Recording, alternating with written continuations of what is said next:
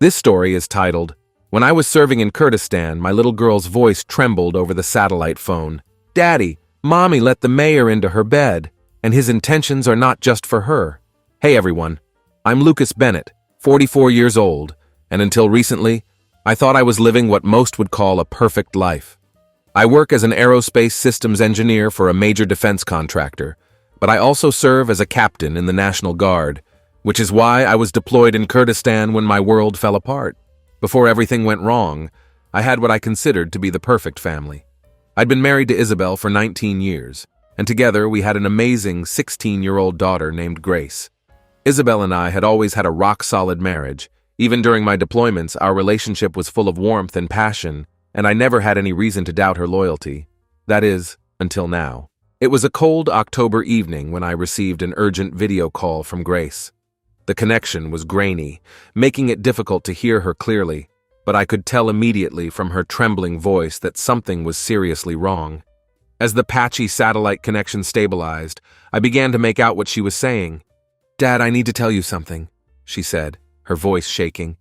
"Mom's been going out several nights every week, with some guy named Richard." My heart sank as she continued. "He's the mayor, Dad. Everyone knows him.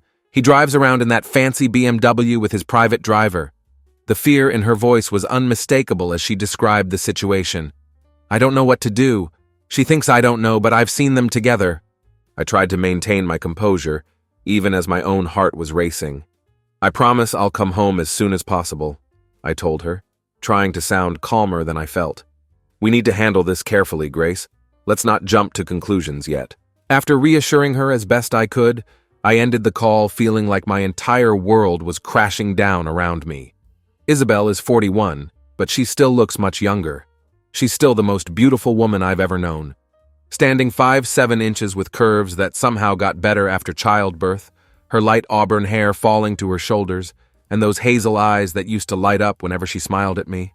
I couldn't understand what had happened while I was away. I immediately began the paperwork for emergency leave and caught the first available flight home. The next 28 hours were pure anxiety as I traveled back to Sacramento, my mind racing with thoughts of what might be happening in my absence. After landing, I picked up a rental Honda and parked it 2 blocks from our home. It was Friday night around 7:15 p.m., and the October darkness had already settled in. The streetlights cast an eerie yellow glow across the neighborhood as I sat there, watching our house. I saw the lights flicker on in the living room, then the kitchen, and finally in our master bedroom upstairs. Through the windows, I could make out Isabel moving around the house, apparently getting ready to go somewhere. The sight made me feel sick to my stomach. I quietly pulled out my phone and called Grace's cell. She picked up after 4 rings, speaking in a hushed voice. "Dad, are you here?" "I'm outside the house," I confirmed. "Is your mom going out tonight?" Grace's voice dropped even lower. "Yeah, she's been in the bedroom for over an hour. I heard the shower running earlier. She seems excited about tonight." The pain in her voice was palpable as she asked, "Why is she doing this to us, Dad?" I tried to keep my voice steady, though it took considerable effort. "Let's not jump to conclusions yet, sweetheart. We need to understand what's really happening first." "What's your plan?" she asked anxiously. "I'm going to follow her tonight," I told her. "I need to see the situation with my own eyes." "But what about your clothes? Won't she recognize you in uniform?" I looked down at my camouflage fatigues. "My camo will actually work fine for staying out of sight," I assured her, trying to inject a small moment of normalcy into this surreal situation. We shared a brief connection through that exchange, and I promised her that we would stick together through whatever was to come. At 7:45 p.m., a sleek black BMW pulled into our driveway. A tall man in an expensive suit stepped out, and I felt a wave of nausea hit me. He didn't approach the front door. Instead, he just stood there talking on his phone, looking way too comfortable in front of my home. The lights in our master bedroom dimmed, and moments later, Isabel emerged from the house. She carefully locked the door behind her, a huge smile spreading across her face as she approached him. My heart felt like it was being physically torn apart as I watched her glance back at the house, checking if Grace was watching, before sharing a passionate kiss with the mayor. The bastard helped her into the car like some gentleman, and they drove away together. I barely kept it together enough to record the kiss on my phone before following them at a safe distance. Thankfully, there wasn't much traffic that night. They crossed town to the Riverside Hotel. I parked a few spaces away from them and watched as they exited the car, walking close together with his arm around her waist. She was leaning into him like they'd done this 100 times before. I took more photos as they walked. They looked like a couple deeply in love, completely oblivious to the pain they were causing. I put on my camo cap and sunglasses before following them inside, my heart pounding so hard I thought it might explode. As I entered the hotel lobby, I received the usual smiles from the staff and a few "thank you for your service" comments that I acknowledged mechanically. My mind was completely focused on the information board, where I spotted an event listing that caught my eye: the Cedar Grove Memorial Hospital Charity Ball on the 4th floor. I could hear orchestra music drifting down from above. I chose the stairs over the elevator, needing stealth at that moment, and frankly, I could use the exercise after the long flight.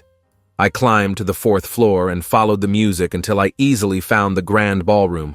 Carefully peeking through the entrance, my heart dropped into my stomach when I saw Isabel inside. She and the mayor looked like the perfect couple, greeting friends and supporters as they mingled. At one point, she glanced back toward the entrance, but there was no recognition in her eyes. To her, I was still 6,000 miles away, dealing with dust storms and insurgents. It was then that I noticed she wasn't wearing her wedding rings. I couldn't take it anymore. I ducked into a nearby restroom, locked myself in a stall, and tried to process what I was seeing. The marriage I thought was rock solid was crumbling before my eyes, my wife breaking our vows while I served overseas. What kind of people were they mingling with? Didn't they know she was married to a soldier? I felt tears on my face and wiped them away angrily. There was no time for self-pity. I needed a plan. I stayed in that stall for 45 minutes, giving the party time to reach full swing before approaching the ballroom door again. Some guests noticed me near the wall, but I moved slowly behind a large column where I had a perfect view of most of the room. A young guy checking tickets noticed me, saluted and said, "Welcome, sir." A bitter thought hit me. I wished my wife and her lover showed the same respect to the uniform I wear. It took a few minutes to spot them, but I finally found Isabel and the mayor on the dance floor. Her arms were around his neck, her head resting on his chest, and his hands were on her lower back, way too low to be respectful. I took several photos, each click of the camera making me angrier. It took everything I had not to charge across the floor and knock this guy out cold, but I knew that would only land me in jail. I needed solid proof of their affair before deciding how to handle the situation. After a few more dances, they headed to their table, sharing kisses and touches that I captured in my photos, evidence of their betrayal. I'd seen enough for now, so I retreated to the hallway and found a seat where I could watch both the ballroom doors and the elevators. My army training had taught me patience, and I knew I was going to need it tonight. 2 hours passed as I watched the doors like a hawk. The event finally started winding down, with guests trickling out through the doors and heading to the elevators in groups. I kept waiting patiently until I finally spotted Isabel and the mayor leaving the ballroom.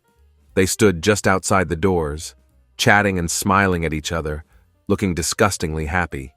Then they turned toward the bank of elevators together. My heart was racing now. They were only about 15 feet away from me. I was sitting on a bench against the wall, still in my camo fatigues and sunglasses, with my name tag clearly visible on my uniform. Other couples smiled and waved at me as they passed, but Isabel and her lover were too absorbed in each other to even glance in my direction. I watched them enter the elevator holding hands and noted that their car stopped at the 14th floor. I waited to confirm the elevator didn't return and that more couples were still waiting on this floor before heading straight to the registration desk. My mind was racing with the next steps. I approached the desk clerk with an urgent expression. "I have an important message for Mayor Richard," I told her, flashing my government ID and hoping it would be enough to get the room number. The clerk hesitated for a moment, but finally told me he was in room 1417.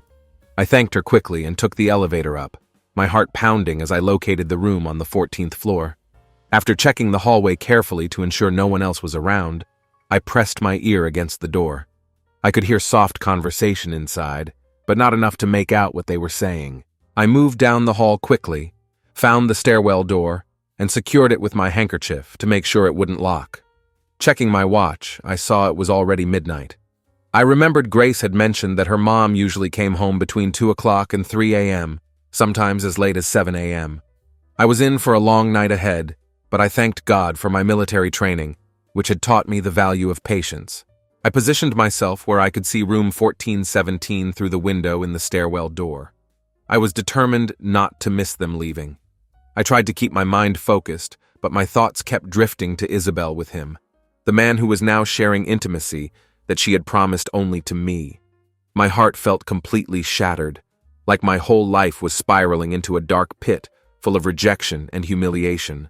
I knew I had to stay strong, though, especially for Grace's sake. But knowing that the woman I loved more than anything, the one I had trusted completely, was right now sharing passion with someone else, hit me like a tidal wave of pain. Around 1:30 a.m., I stepped out of the stairwell and pressed my ear against their door. I could hear faint sounds, definitely moaning, and then I clearly heard Isabel's voice. "Yes, oh God, yes," she cried out. "Do me, Richard, do me hard like that. You're so good." It was a sound I'd heard countless times before during our intimate moments. Tears were streaming down my face now. I returned to the stairwell to prepare myself for their exit. At 2 a.m., I left the stairwell one final time and positioned myself against the wall outside their room, ready with my phone to record their exit. 15 minutes passed before I heard the chain being removed and the door clicking open. I started recording as they emerged. Richard had his arm protectively around Isabel, and she was leaning against him, smiling. She looked freshly showered and well-groomed, while Richard was looking pleased with himself. They shared a quick kiss and turned toward the elevators. That's when Isabel finally noticed me leaning against the wall. "How was your rendezvous with your lover?" I asked her, my voice barely steady. I watched as her face went completely white. Her hand flew to her heart in shock, and she dropped to her knees right there in the hallway. "This wasn't supposed to happen," she whispered. "You weren't meant to see this." Richard took a moment to process the situation before starting to insist it wasn't what it looked like. He claimed Isabel was just helping with his new campaign. I couldn't help but laugh sarcastically. "Interesting campaign tactics," I said, "sleeping with a married woman while her husband serves overseas." Richard tried denying anything serious was happening and urged Isabel to back up his story. But she refused his manipulation, instead bringing up the kissing and moaning, everything I had heard through the door. I felt utterly defeated. "She's yours now," I told him, calling them both cowards. "Even our daughter knows what's going on." Richard stood there stunned, apparently with no idea what to say. Isabel was still kneeling on the floor, sobbing uncontrollably. "Don't bother coming home tonight," I told her. "Stay with your lover instead. I'll comfort our daughter." I let her know that on Monday I would be filing for divorce, then informing the media about the mayor's actions. I wanted her to stay away until I returned from my 30-day emergency leave. After that, she could do whatever she wanted with her life. Isabel started begging for forgiveness, crying about being unfaithful during my deployment. She pleaded with me not to tell Grace, who, of course, already knew everything. I couldn't understand how she could do this to our family. I told her that she and Richard had clearly chosen each other. I had watched them looking happy together, and my heart was breaking all over again. I gave them a harsh farewell, stepped into the elevator, and let the doors close between us. When I got home, I found Grace waiting up, obviously upset. She ran to hug me tight. "Missed you so much, Dad," she said, clinging to me. I held her close and told her that I had found her mother with the mayor. Grace looked pained and confessed that she wasn't worried about her mom being gone. She said she felt neglected by Isabel. Then she begged me to let her come with me back to Kurdistan. I had to explain that she needed to stay here. "I can't stay with her," Grace insisted, and I could hear the hatred in her voice. I reminded her that Isabel was still her mother no matter what. Tears filled her eyes as she said, "She doesn't love me anymore." I pulled her close and let her cry it out, trying to provide the comfort she needed. I finally convinced Grace to go to bed, then secured the whole house, setting all the door chains in case Isabel decided to come home. There was no proof they had used our bedrooms, but I wasn't taking any chances. I chose to sleep on the couch instead. I couldn't even be sure they hadn't been in our bed. Sleep came in short bursts that night, 45 minutes here, a half hour there, as my mind raced, planning how to handle the situation when Isabel came for clothes and the personal items she would need for the next 30 days. I could have been the nice guy, booked her a hotel room and left the house to her, but I couldn't find it in my heart to be generous. She had shattered our marriage, so let her deal with being displaced for a month. I was sure her lover would take her in. They were acting like a married couple anyway, so let them live like one. Call it a trial marriage. Grace and I slept until noon the next day.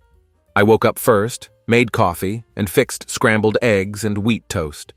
We had a quiet breakfast together, making small talk while eating. After we finished, I rinsed the dishes and loaded them in the dishwasher.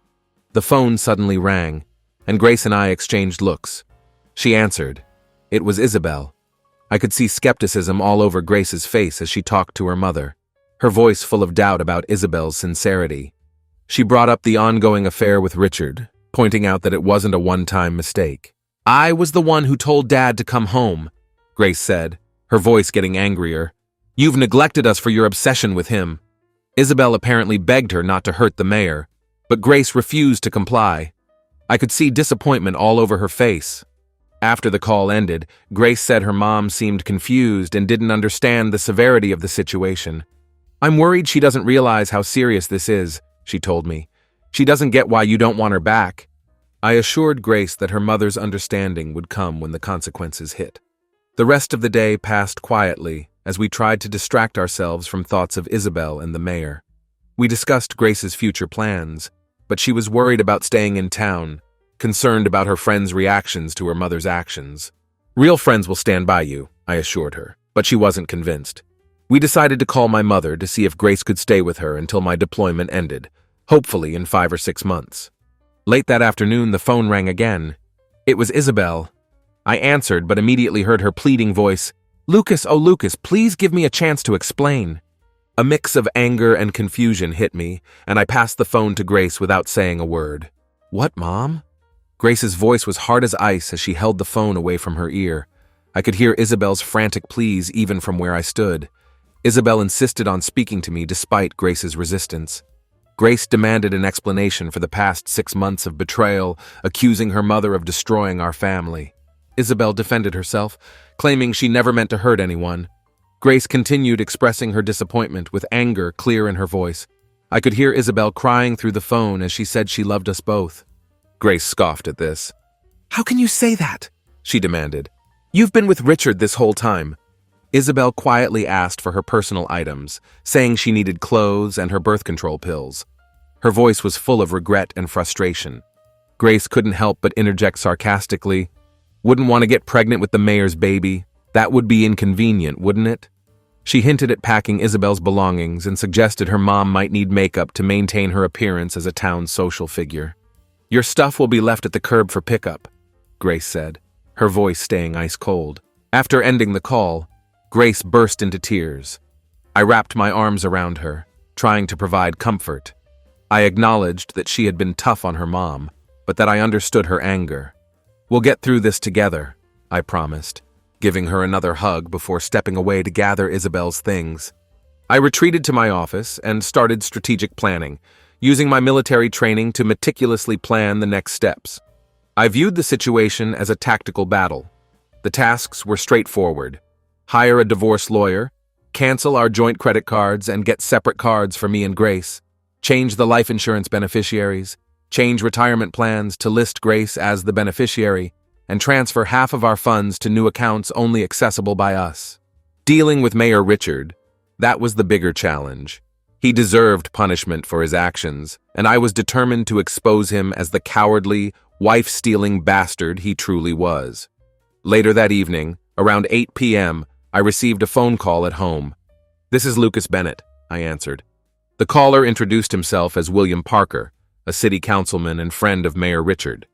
He said he wanted to discuss what he called a little misunderstanding between me, my wife, and the mayor.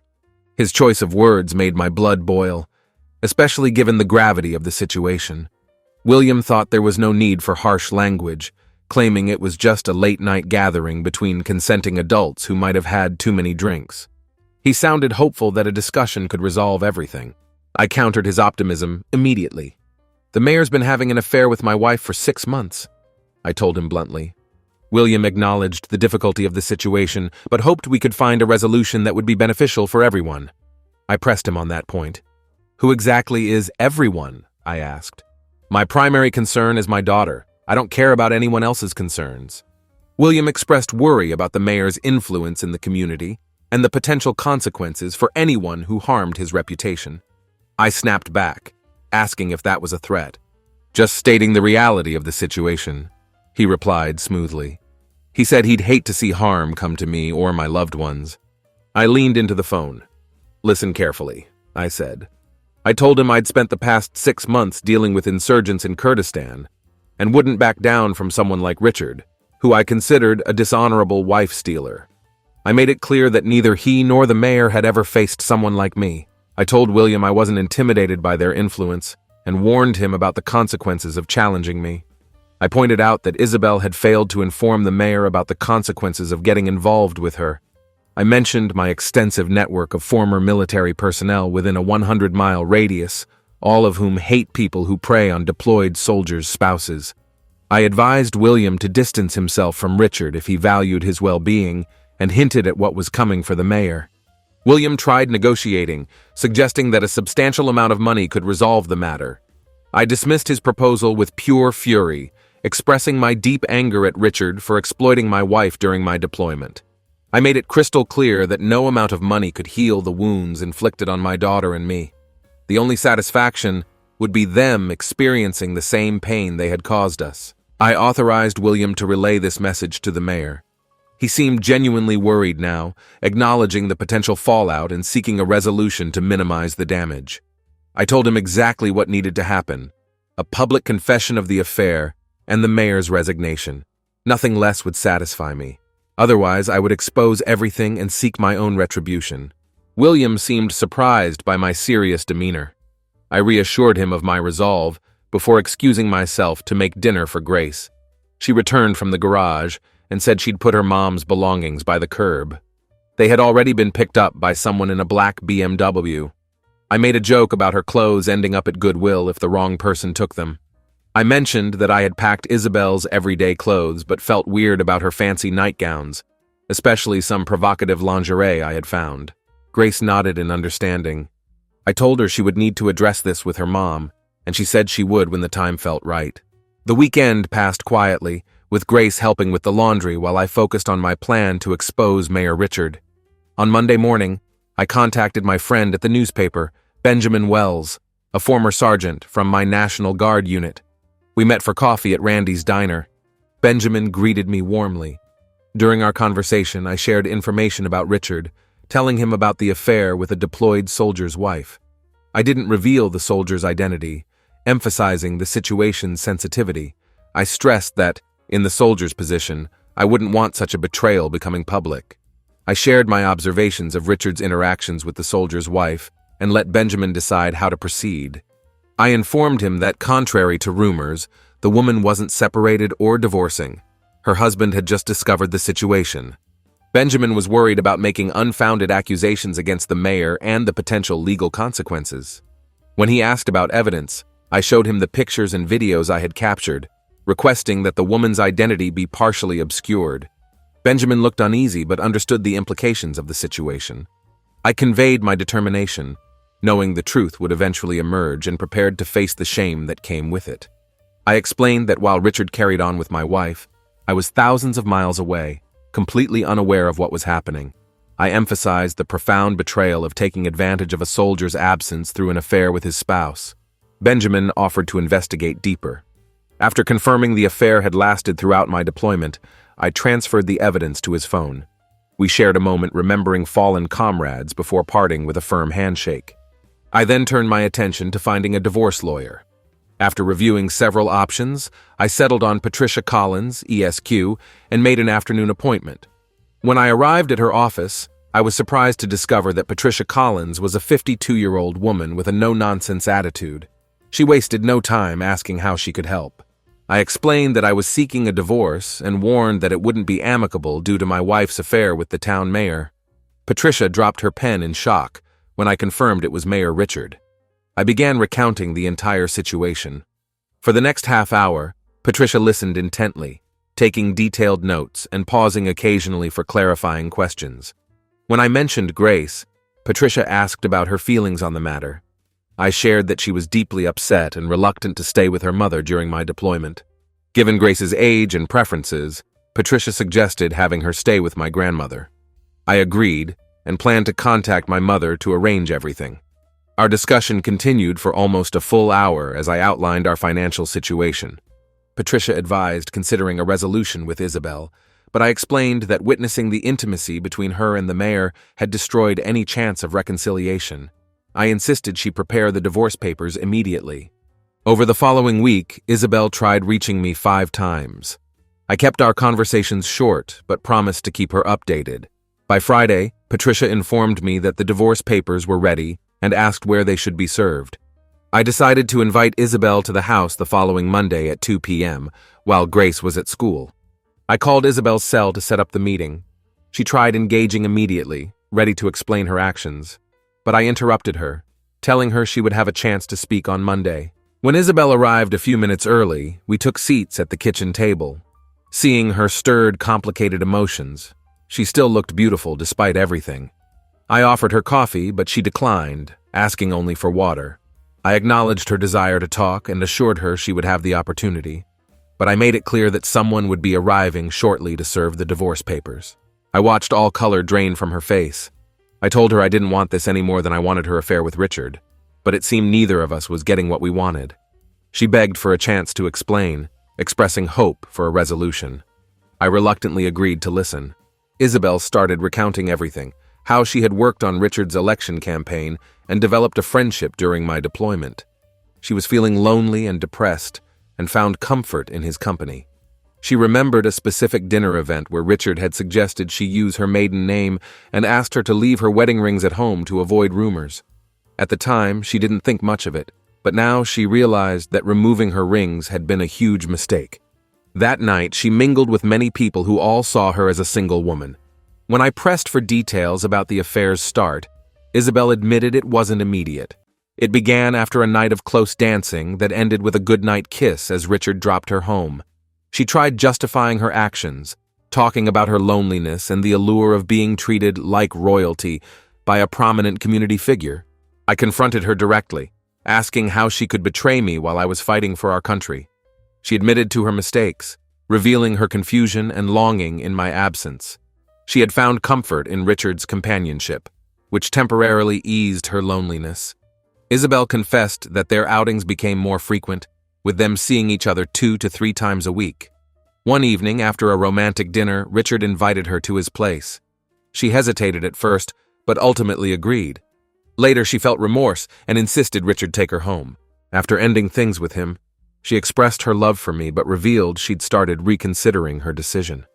She shared how Richard had reached out after her silence, saying he missed her and wanted to see her again. He apologized for his previous indiscretions and promised not to compromise her again. Despite her initial resolve to cut ties, Isabel confessed she had agreed to see him once more. The following weekend, they attended a private gathering at a home on Oakwood Bluffs, with only 5 or 6 influential couples there. She was caught off guard when a doctor's wife asked how she had captured Richard's attention. Unable to think of a suitable response, Isabel fabricated a story about being separated and going through a divorce. That lie quickly spread through town, leaving her feeling trapped. While Grace was away one weekend, she spent time at Richard's home, continuing the affair. She expressed profound regret for the pain she had caused and acknowledged it was the worst mistake of her life. She wished she could undo the damage, but knew it was impossible now. When I asked about her feelings for Richard, she expressed uncertainty about loving him but admitted she enjoyed their time together. Suddenly, the doorbell rang. I told her it might be for her. She approached the door slowly, confirmed her identity to the person outside, and was handed a manila envelope containing the divorce papers. She stood frozen for a moment, visibly shaken, before closing the door and turning back to me with tears streaming down her face. "Is our relationship truly over?" she asked. I confirmed that it was. I reminded her that what she had loved was the life we had built together, which she had thrown away. I informed her that Grace would be staying with my mother until my deployment ended. Isabel broke down completely, overwhelmed with remorse. The next day, the local newspaper's front page showed a photo of a married woman leaving a hotel room with Mayor Richard. The headline questioned the woman's identity and asked if her husband serving in Kurdistan knew. The article detailed the charity event they had attended. included hotel records confirming the mayor's reservation, and showed them photographed leaving the room at 2 a.m.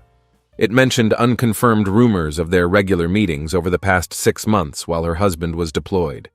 The newspaper claimed editorial right to publish the story given the mayor's position and his offense against a deployed soldier. Public outrage was immediate. The mayor's office entered damage control mode, claiming the story was entirely fabricated and insisting that Richard would never jeopardize a marriage, especially not of a soldier serving overseas. They blamed shadowy individuals targeting the mayor and announced a press conference to address the allegations, but the damage was already spreading. Later that afternoon, I made it my mission to set the record straight. Over the past 6 months, too many people had seen Richard and Isabel showing affection publicly.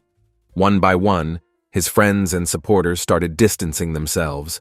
Several people anonymously contacted the newspaper to confirm the affair and express their outrage upon learning that Isabel's husband was a deployed soldier. During the afternoon's news conference, Mayor Richard stood alone. His allies from the city council were noticeably absent, and only a handful of staff remained. Even they looked reluctant to support him. With cameras rolling, he expressed horror at the accusations against him and assured everyone that he and Isabel were merely acquaintances who had never engaged in anything that would tarnish her reputation or her husband's. Halfway through his speech, Isabel pushed through the crowd and took the microphone in a bold act of defiance.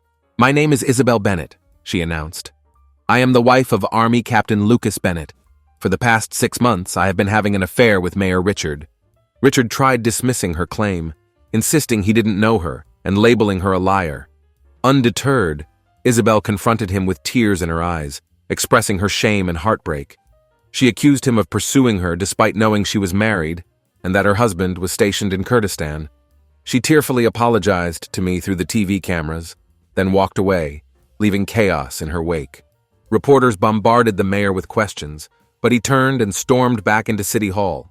Exposing this betrayal to the world took a toll on my already fragile ego. I understood the risk I had taken in approaching Benjamin at the newspaper.